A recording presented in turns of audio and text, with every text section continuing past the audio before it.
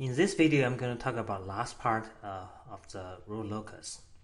So in the previous two videos, I talk about the key rules, the rule number 1 to rule number 8 for the rule locus. So this part will cover the last two rules for the rule locus. That will complete the 10 rules for rule locus, and you will be able to use the 10 rule to draw the rule locus. Although the way we draw the locus may not be very accurate, but it should be it should provide a good idea about what the roots will change when the parameter k increases from 0 to infinity, according to based on the standard form. Okay. So now we're going to keep talking about rule number 9. So rule number 9 says if there are at least two lines to infinity, then the sum of all roots is constant. Okay, so let me show you an example what this means. Okay, let's assume that we have three poles. Okay, only we have system. We can say g sub s is given by 1 over. Let's see right here. G sub s is 1 over s plus 1. Right over here. G sub s is 1 over s plus 1, s plus 2, and s plus 3. So we have three poles. There are -1, -2, -2, -3, and we have no zeros. Okay, so if I draw the poles over here, use x here. Okay, so this initial poles, when k is 0, we have three poles over here.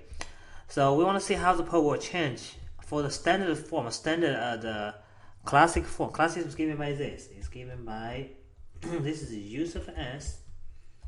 This is a unit negative feedback, and I have sort of a k. This is my parameter, and this is my g sub s, and this is my unit negative feedback, and this is my y sub s. So the rule locus said I want to see how the pole of the closed loop system changes as k moves from 0 to infinity. Okay, so here what it means is if I have three poles over here, according to rule number 5, so if I label the poles and zeros according to the from the left to right, so the first poles or first zero is labeled 1, 2, and 3, so on and so forth. Do that, so on and so forth. So the left part of the zero poles as part of Loki, which means this is part of Loki, and also this is part of Loki. Okay, and also the rule number 8 says we have the number of rule number 7 says the number of Loki or lines go to infinity is n minus m. So n is the number of the poles, m is the number of zeros. Because we have three poles and zero non-zero, so we have three lines going to infinity. Apparently yes, because we have three poles, and the zero, and it will go to infinity. According to rule number 8, the lines go to infinity based on the asymptotes, which means gradually it will approach the asymptotes. So I don't want to repeat how we compute the asymptotes. Basically, what we do is we can compute the centroid and the angle of the asymptotes. So the centroid is -2, and the angles are given by 60 degrees, 180 degrees, and 300 degrees. Okay. So if we draw that, we sort of can see that eventually this will go to the left, and this guy will go from here. So one of the line is starting from -3 and goes to -infinity. The second one sort of we go from -1, and it could go up, it could go down. Of course, it doesn't really matter. One go here and gradually approach the asymptotes, which is given by this line centered starting from -2 and then with angle of 60 degrees. The other one is starting from -2 and then going down and then approach the asymptotes with angle which is 300 degrees, and centroid is still -2. Okay, so as a matter of fact, as you can see, this one gradually this one gradually move, because this guy gradually move to the left. This one. What rule number 9 says the sum has to be equal, has to be constant. So if you know the sum of the roots 1k is 0, so which is initially you started from this pose, which are -3, -2, -1. So the sum is just -6. So at any k, future k, for certain k, for example, suppose for example, I have the pole become exactly on the imaginary axis for this pole, because they must appear as a complex conjugate pairs. Let's say this pole are 3i and -3i over here. So the sum of here is 3i plus -3i. This be 0. So I must have this guy, the pole for this one must be -6, because the sum has to be equal to, has to be constant, has to be always -6. So this has to be -6 for this guy. Okay, that's what means for rule number 9. And also, this is another example.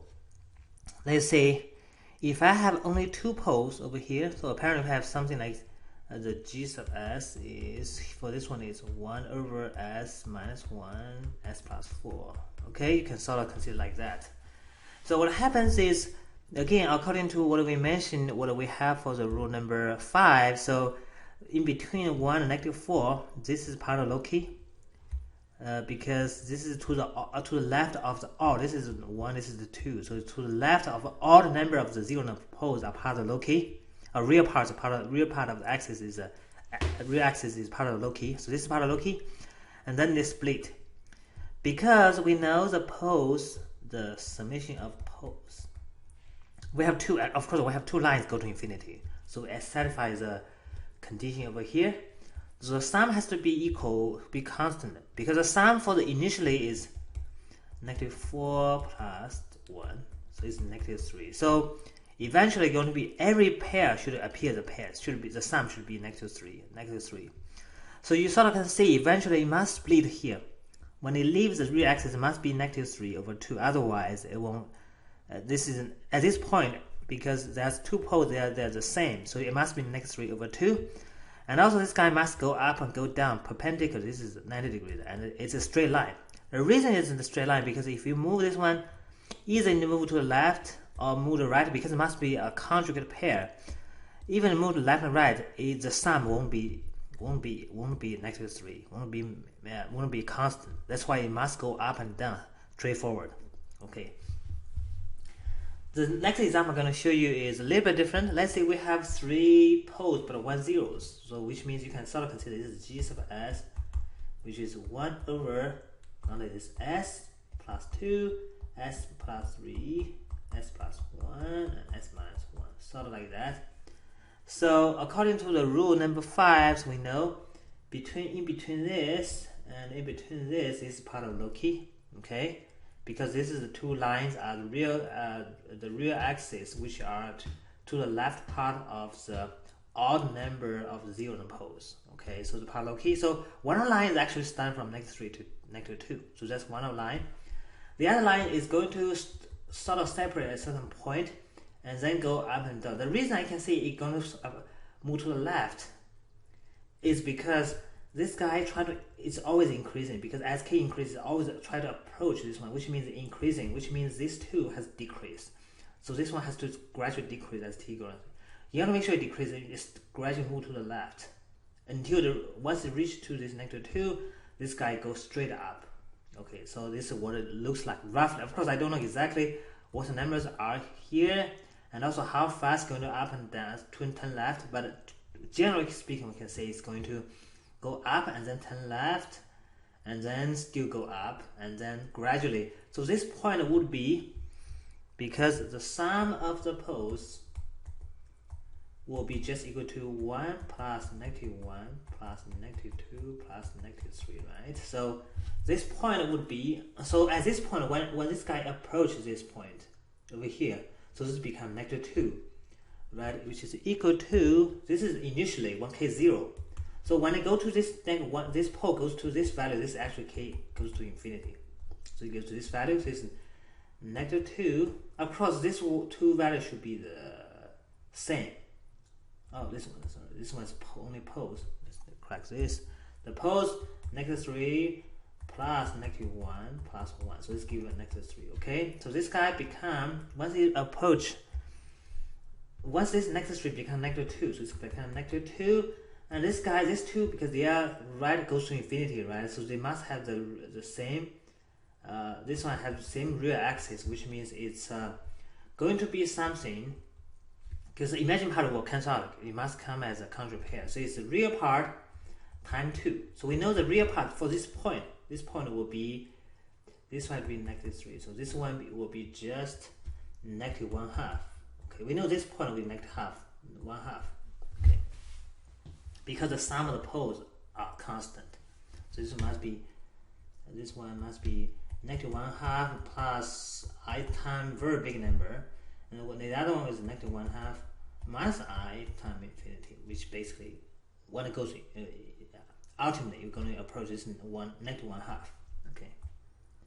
So this is rule number 9. So it's also kind of important because it tells about it. According to it tells about how when it approaches infinity, because the sum will be constant. So we'll talk about the trend a little more about how the trend looks like. So rule number 9 and rule number 10 is about how about if I let k moves from 0 to -infinity, because all rule number 1 to rule number 9 talks about the change of roots when k moves from 0 to +infinity. Now rule number 10 says, what if I move k from 0 to -infinity, right?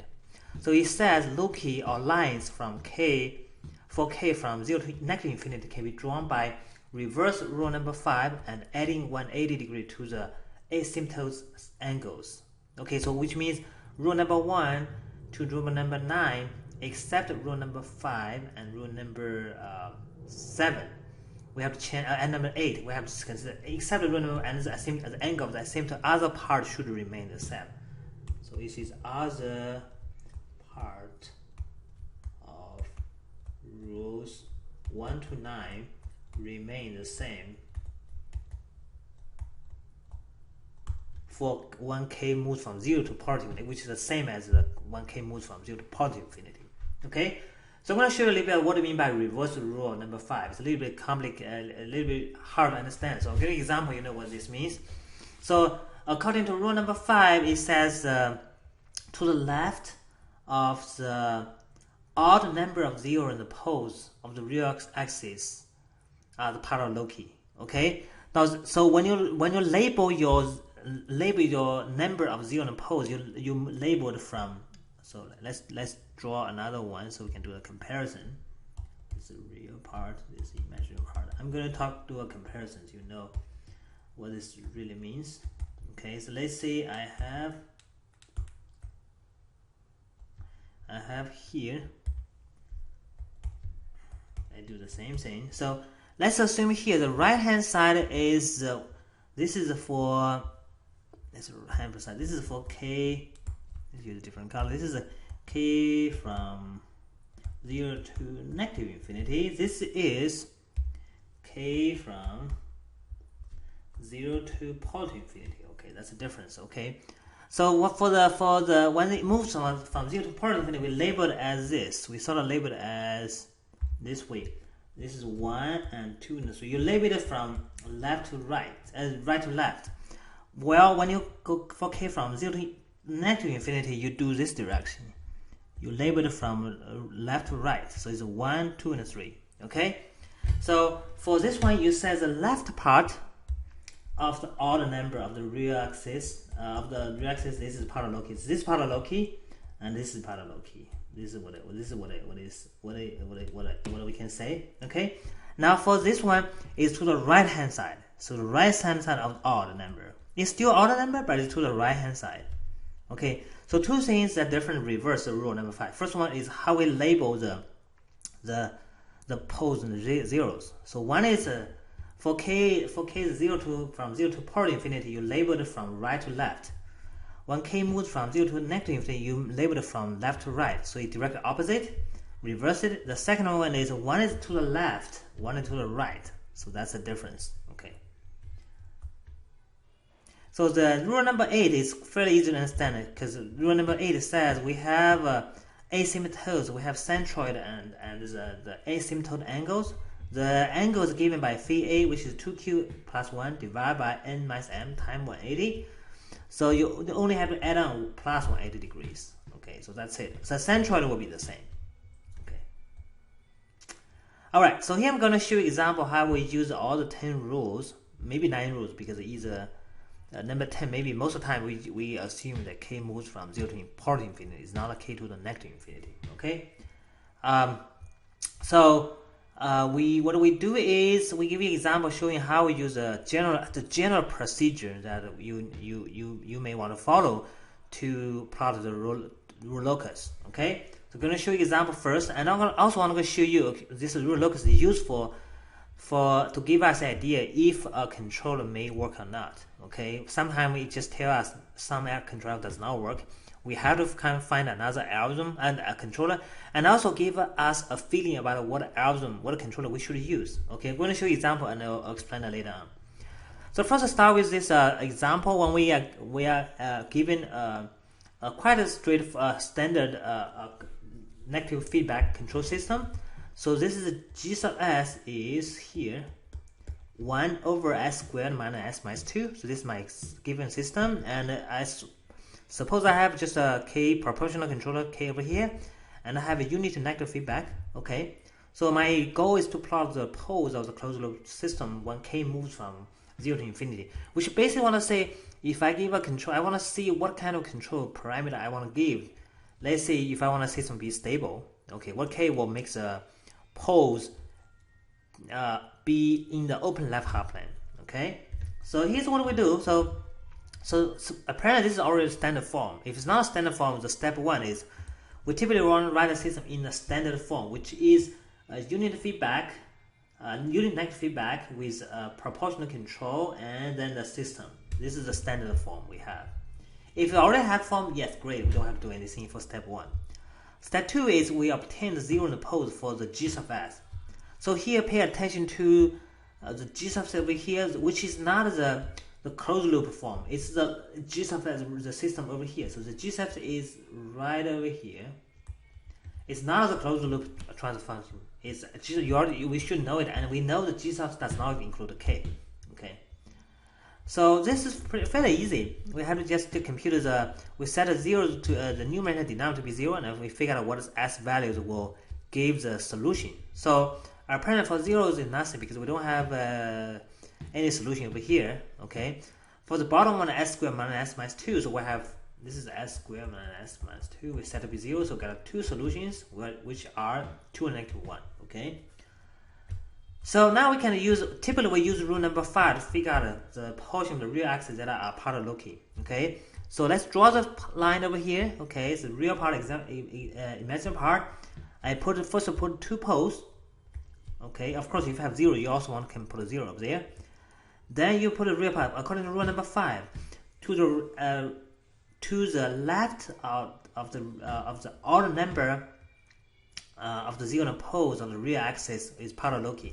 So you label it, this is 1, this is 2, right? To the left of the odd number, or 1 is odd number, so to the left of it, yes, of the real axis is part of Locus. Yeah, we can draw this is part of Locus. Let me use also purple part of Locus. Okay, now we're done. Okay, this is I continue to draw that. We'll see later on. Then we say use step 4. Use rule number 7 to determine how many lines go to infinity. Yeah, because the number of lines go to infinity is defined by n minus m. N is number of poles. Here we have 2 poles, and m is number of zeros. So we have 0, 0. So it's 2 minus 0. So I have 2 lines go to infinity. Then I use rule number 5 to determine what is the angles and the centroid for the asymptotes for the 2 lines that go to infinity, right? Okay. So if a computer centroid will be just 1/2. Okay, right over here. And the angle will be just the 90 and 270. So one is go up, one is go down. Okay, right? And also you want to use rule 9. If I have 2 lines that go to infinity, at least 2 lines go to infinity, the sum will be constant. Then you can draw directly here because the sum has to be constant. So once it go up and down, and also has to be imaginary has to be complex conjugate pairs. So go up and down straightforward, directly perpendicular to this real axis. So I can draw it fairly straightforward. So okay, So one thing we could see over here, because the sum is always 1/2, the sum, let's say for any k, I have the two poles, let's say S1 plus S2, the two poles, they must be equal to, say now here, is 1. The sum must be equal to 1, right? So which means the real part of S1 plus the real part of S2 is also must be equal to 1, because they must complement as a conjugate pairs, which means you cannot have the poles on the right hand side, always have the right hand side, on the left hand side, because either if this real part is negative, this must be positive. That's why, of course, you can see from the locus, it doesn't matter what k is selected, the closed loop system is not stable because at least one pole is on the right hand plane. Okay, well this means this proportional control, k proportional does not work. Okay, so what should we do? Okay, so the main idea is we want to have something a little bit more complicated. For example, if we try the proportional and derivative control, PD control, sort of like this. Okay, if we change it to somehow like this is PD control. Okay, the reason why I call it PD control is I have here is it write as a k. If we write this form as k times 1, which is k, plus ks/2. So this s is the derivative. So s, if you do the inverse, k plus ks/2. So k is still k in the time domain, and this one will become k derivative. Okay, whatever derivative get down, for example, or the e derivative divided by 2. So this will give you a derivative. That's why I call it the PD control. Okay. All right. So the reason we have that one, we can try this one first. I want to explain later on why we should use the PD control in this form.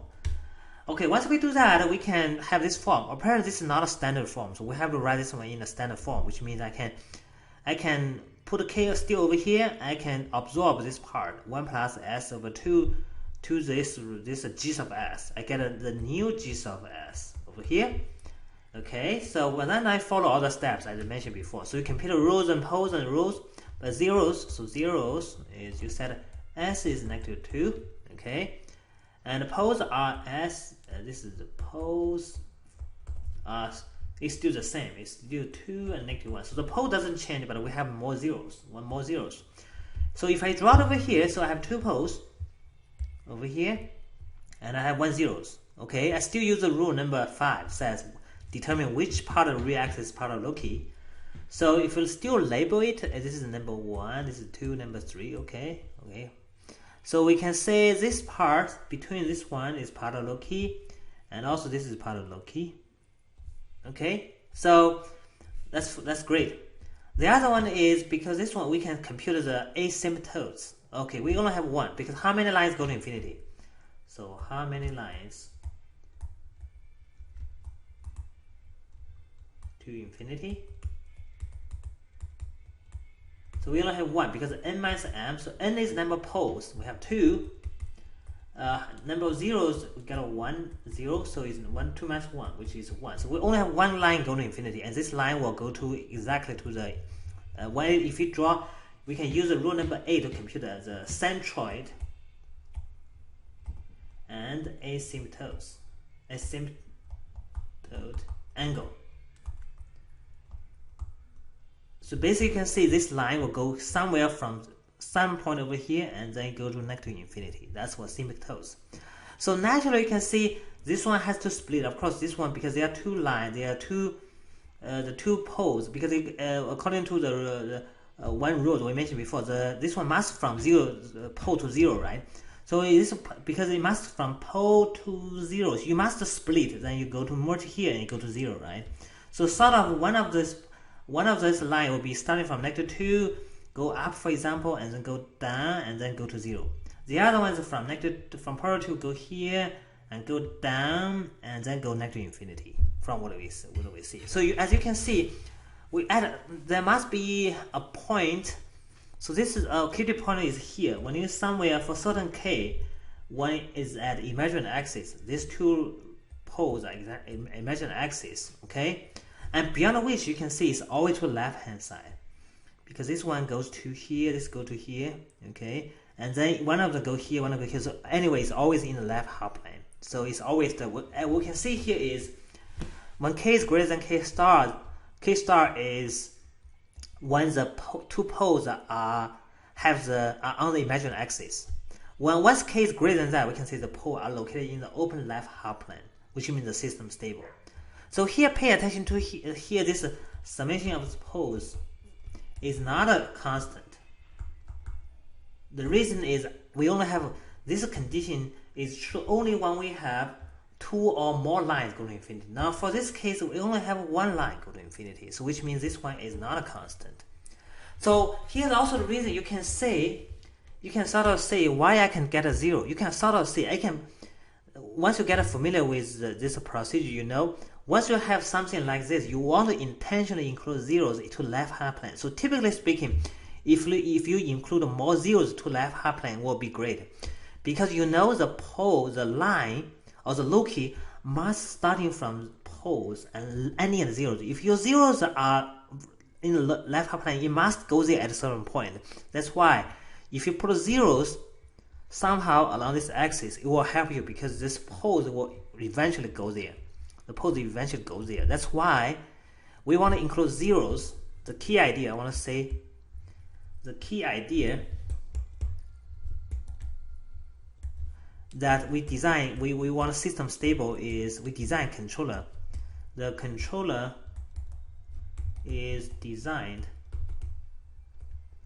to add zeros in the open. I want to make it a little more specific. Add zeros in the open left half plane